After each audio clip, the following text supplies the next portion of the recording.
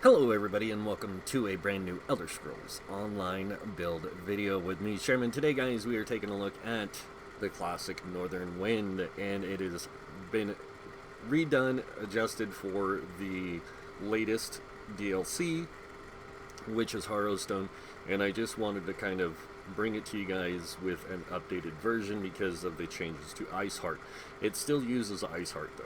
It is probably going to be the most effective monster set you can use for this particular build and playstyle. So, let's go ahead and jump into it by taking a look at our stats. So we are a Nord Warden for this. Nord, I wouldn't say is the best option. It is a really good option. Argonian does play this a little bit better because it gives them max health and it gives them max magicka. When playing a Nord, you get max stamina, and that plays a little bit better into the fact of dodge rolling, blocking, and stuff like that. So, and of course, before anyone asks, what is the Northernwind? The Northernwind is a ice tank build. It is made for running small groups through dungeons, doing overland stuff. Primarily, that's the purpose of it. You could adjust this to do more trial-based play, but I like it the way it is. So, let's get into it. So we have 54 points in a magicka. This gives us 28k magicka. We have 10 into health. That gives us 27, almost 28k health. We will have 30k health 90% of the time. We also have 1,213 mag recovery, 397 health recovery, and 557 stamina recovery. We do have a 19k stamina. Like I said, that's for blocking, dodge, or not blocking, dodge rolling and stuff. Blocking comes from magicka. We do have a 2k spell damage, 44% or 44% spell crit, which is perfect for the build. 25k spell resistance, 24k physical. That is unbuffed. And I am going to go ahead and buff up real quick just to show you guys what the resistances look like fully buffed. So we have 30k on the front bar. On the back bar we do drop to 2929, but that is fine. It's not that big of a difference. And it doesn't kill our build. Moving on, we do have the Atronach Mundus Stone. This gives you increased max magicka, and we are using Tristat food. Or, sorry, the Atronach gives you increased mag recovery. And we do have minor heroism at all times. Moving on to our gear now. Tripods are going to be your best option for resource management with this build, because you do go through a lot of magicka if you're not comfortable with the build. I will say this, get used to heavy attacking with an ice staff. That's how this build works primarily, and it's very powerful.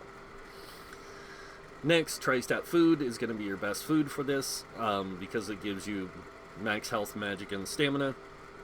And then going over the sets. So starting with our monster set, of course, like I said, Ice Hearts. Very powerful set. 1 piece adds spell crit. 2 piece, when you deal critical damage, you have a 20% chance to gain a damage shield that absorbs 5,800 damage for 6 seconds. And while the damage shield holds, you deal 690 frost damage to all enemies within 5 meters of you every second for the duration of 6 seconds. And it can go off every 6 seconds. This set pretty much fires non-stop with the way this build works. You're doing lots of AoE damage, lots of damage over time. Moving on to the next set, and this is an optional set. Really up to the player. I prefer using this set because it works really well with this, and that's Julianus. Excuse me, don't mean to cough. 2 piece adds spell crit, 3 piece adds max magicka, 4 piece adds spell crit, and then the 5 piece, of course, adds 300 spell damage. Moving on to the final set, and this one is not really optional. You're going to want to use this, and that's Shulks. This one gives you 2 piece health, 3 piece spell damage, 4 piece spell crit, and then of course the 5 piece gain minor heroism at all times while you are in combat, generating 1 ultimate every 1.5 seconds. The reason for this is because this build works primarily around the Northern Storm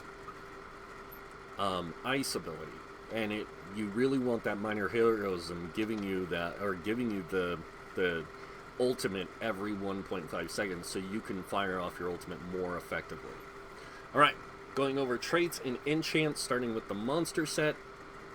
The trait we're using on the monster set Helm is Invigorating.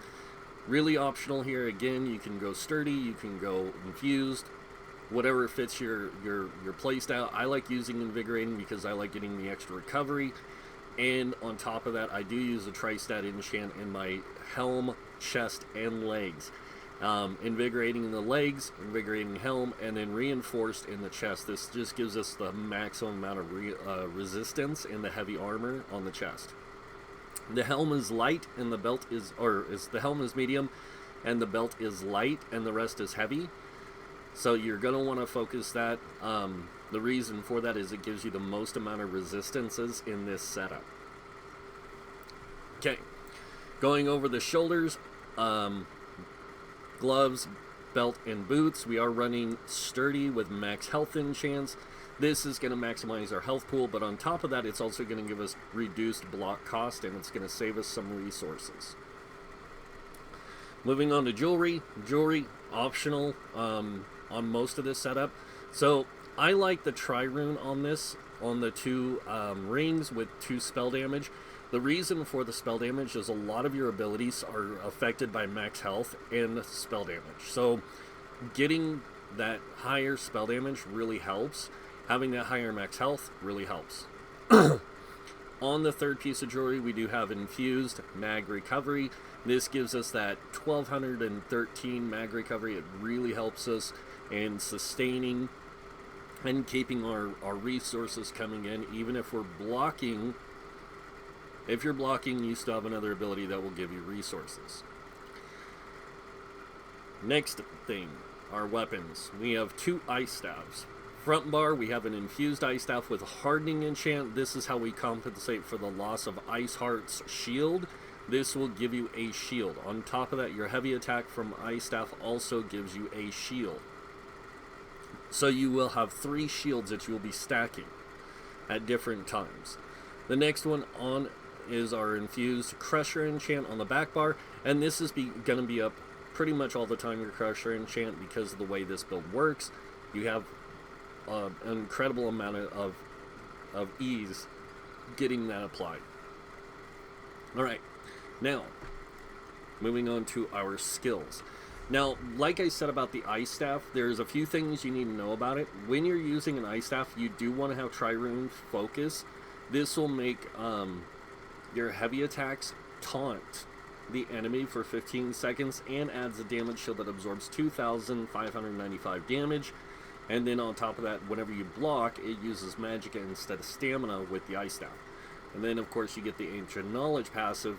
Equipping a Frost Staff reduces the cost of blocking by 36% and increases the amount of damage you can block by 20%. It works just like a Sword and Shield in that blocking sense. So you can save a decent amount of resources putting those sturdy pieces on. Alright. So now going over passives and stuff, just so you know, make sure you get all your class passives. It's really important because you're going to be using a mix of class abilities at different times. Primarily, though, you're going to be sticking to what's on the bars. Alright, first ability we have on our bar is going to be Crushing Shock. Now, this is a really great ability, mainly because it can interrupt enemies, set them off balance, and stun them for 3 seconds if they're casting an ability.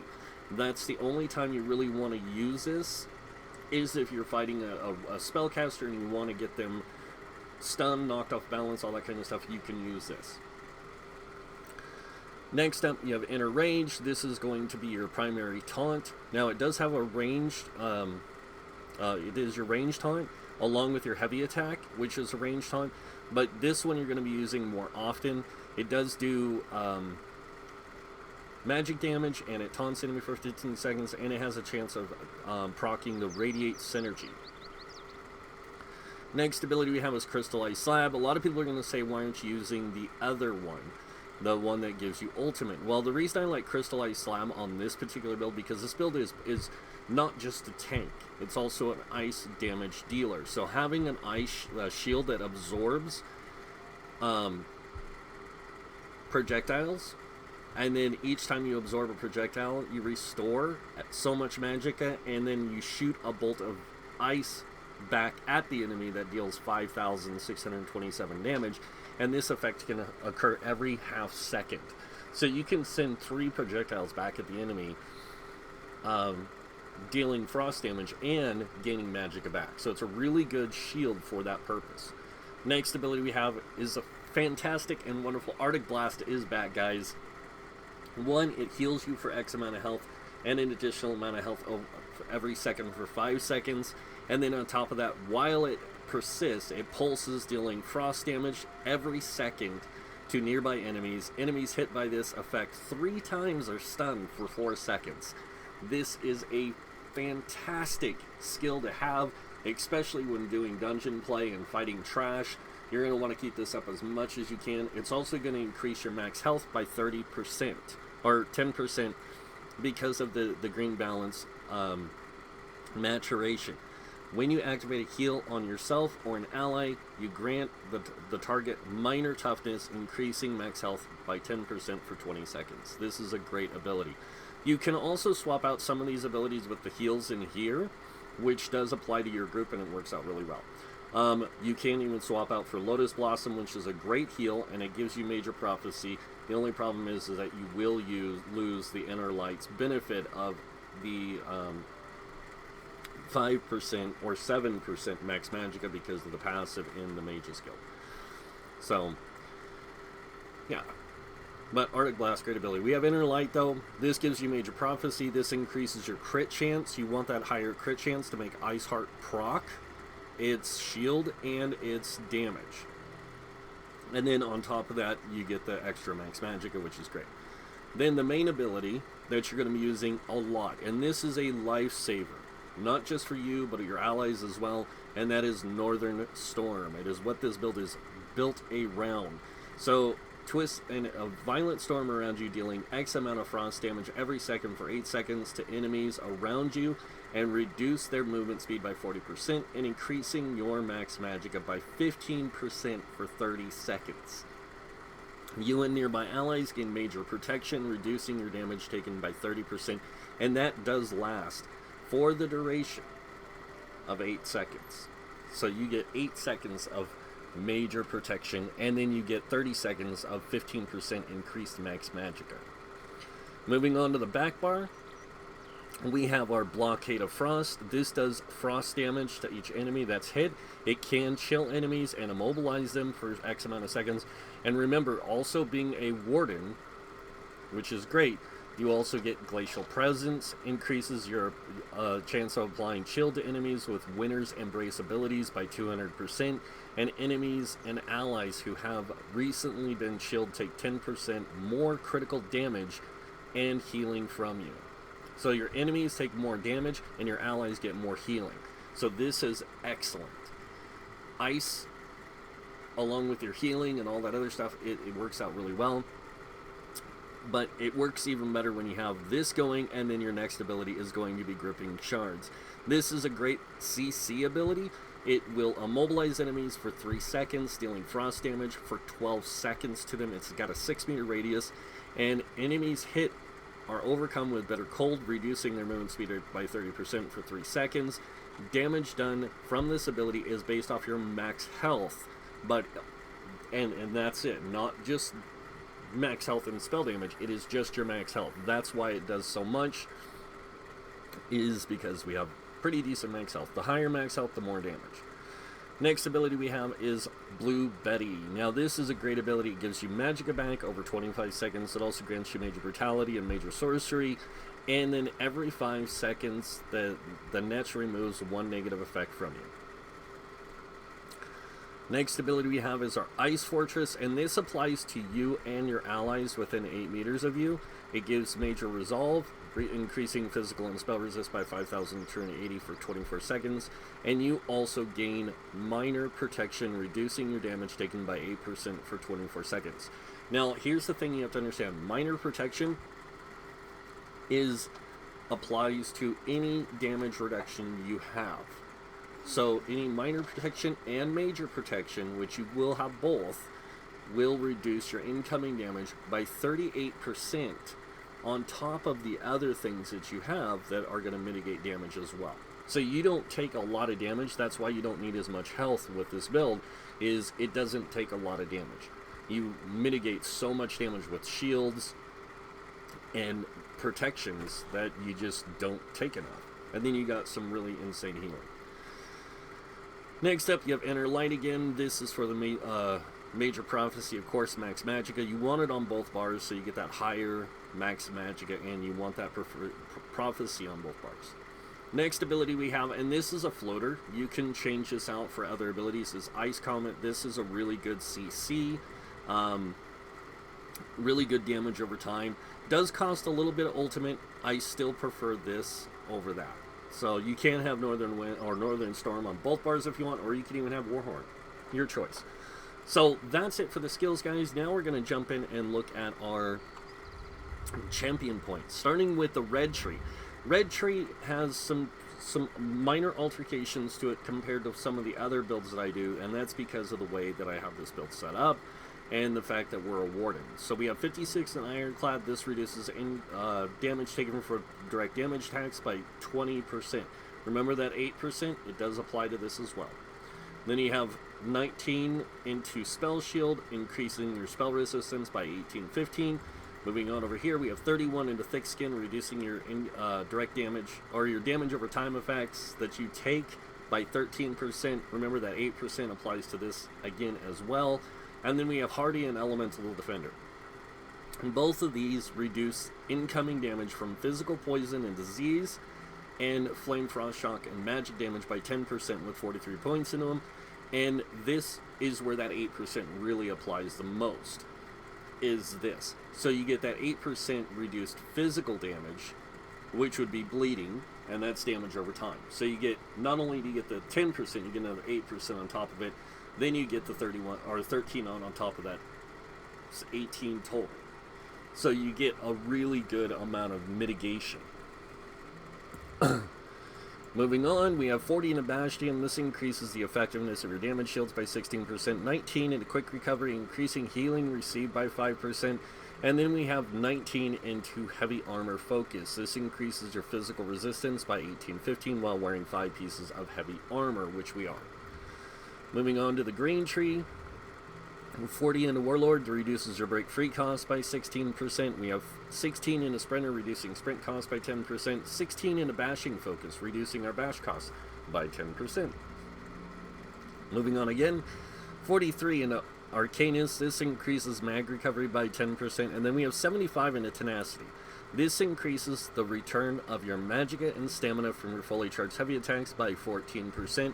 This does apply to the 25% you get from wearing 5 pieces of heavy armor, and it's passive. So you get a lot of resources back when you heavy attack, and that's why you want a heavy attack with this build a lot, is so you get those high resource return. Alright, moving on to the final Green Tree, we have 40 in Tumbling, reducing dodge roll cost by 16%, and 40 in a Shadow Ward. This reduces your block cost by 16%. Now, because you're wearing 4 Sturdy, you get 16% from that, 16% from this, and then 36 from your using an Ice Staff. So you get a really high reduced block cost. Moving on to the final tree, Blue Tree, we have 43 into Bless. This increases your healing done by 10%. This applies to your Arctic Blast. So you want that high healing. That's why we have that 10% from this. We have 56 in the Elfborn. This increases critical damage and healing by 20%.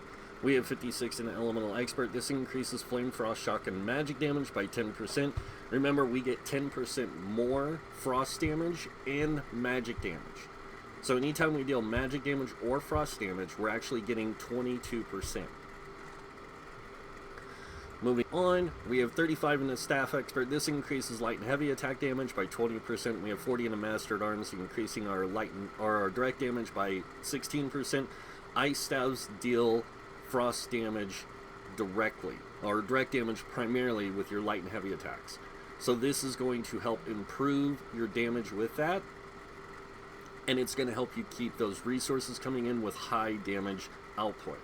You also get Riposte, which is going to deal, anytime you block a melee attack, you have a 15% chance of redirecting some of that damage back to the enemy. And then you also get Butcher and Retaliation, which are both great benefits. And then moving on over here, we have 40 into Thaumaturge. Now, Thaumaturge just increases your damage over time. So your damage over time is going to be increased by 16%. Since you are dealing ice damage primarily, it's not just 16% because you're going to get that 22% increase on top of that damage over time. So it's a lot more damage than you think.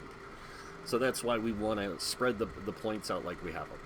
Alright, now that I've shown you CP, and with all my builds, I'm going to take it into a dungeon and just show you how the build works and its effectiveness. So we're going to go ahead and jump over to my favorite little training ground, which is the Depths of Malatar. It's a great dungeon for testing things because it's really quick to get to the boss, but it also allows you to see how effective the build is against trash and then against the boss encounter in a more quicker manner, if you will. And that is the first boss right there on the screen. It's a nasty bug. Alright. Let's go ahead and get started. So with most things, the first thing you're going to want to make sure you do is keep your buffs up. So I always get my ice cloak or frost cloak going, and then I get my netch going. And I try to keep them up as much as I can because I'm going to be doing a lot of stuff with this. So, alright. Next, come in, drop your Wall of Elements, drop your AoEs, all of them, get your shield up. Because you're going to want to get a really powerful shield going as fast as you can. Now, as you can see, we're actually dealing a decent amount of damage. Not insane damage, but a decent amount with all of our AoEs. And I say a decent amount because for me, any damage that I can do and I can keep enemies locked down with, the better. So, there you go. Done. So, pop our buff.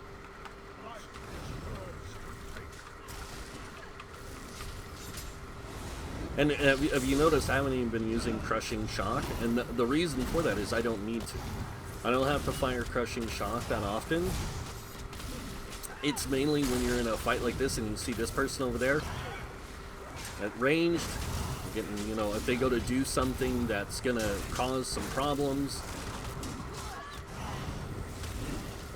like this, there you go, you can interrupt them and it'll should have stopped them from their thing, but I didn't catch it in time. Just gonna go ahead and kill this person.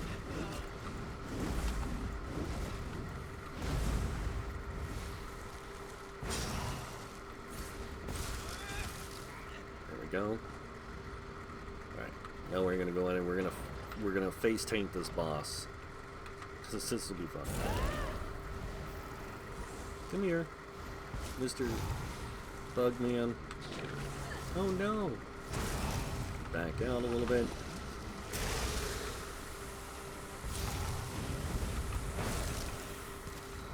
Okay, now what I'm going to do is I'm actually going to pop my Northern Wind.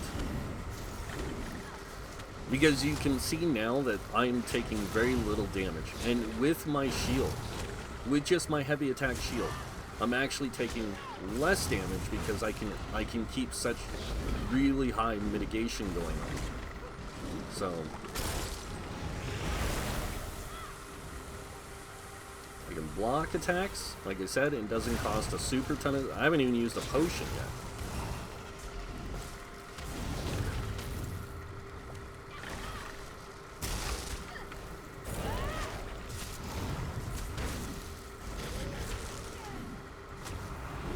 And as you can see, we're already back to almost full on our ultimate, and we get that Northern Storm back up, boom. And we can just pretty much keep Northern Storm up all the time. So, well, not all the time, but a lot, because of how fast we can rejuvenate our ultimate.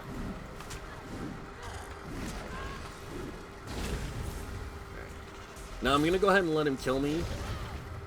And the reason for that is because if I let him kill me, then I can respawn. So, back to the game. But yeah, that way you guys can just see like how effective the build is. The build is very effective. This build works great in normal dungeons, veteran, non-DLC dungeons, and a lot of the DLC dungeons, even in veteran mode. Overland, world bosses, dragons. This thing is incredible for all that stuff. Like I said, for trials is a different story. Unless you're really comfortable with the build, I would not suggest taking this into trials unless it's on normal mode. Veteran mode might be a little bit more of a hassle, and then of course hard mode's going to be a different story altogether depending on the trial you're in. So, but that's pretty much it for the build, guys. I hope you guys liked it. If you did, you guys know what's coming next. Go ahead and hit that like button. If you guys want to see more builds by me, you can subscribe. Other than that, I want to thank you all for watching. Until next time, have a wonderful day. And this guy might see you in game.